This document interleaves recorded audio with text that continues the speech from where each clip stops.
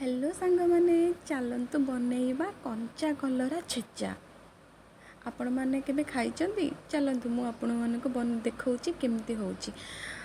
कलरा को छोट छोट खंड करी काटिदबा तापर हेमदस्तारे कलरा को पकेकी आमे छेचिकी ताको बाहर करदबा।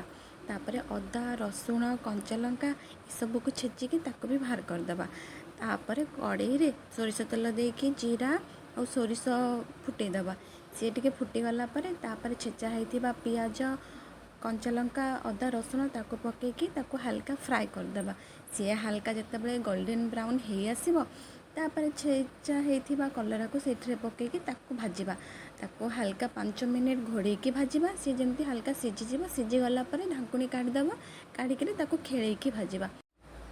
हल्का सिझीगला तापरे आमे एथिरे लुण हलदी जदि आपण राग टिके अधिका खाउथिबे तो लंका गुंड देई पारिबे। ये सब पकेकी तापरे आमे ताको पूरा मुसमुस हैला जाए पूरा जेमती पूरा ब्राउन कलर पळे आसीबो से पर्यंत आमे आको भाजिबा।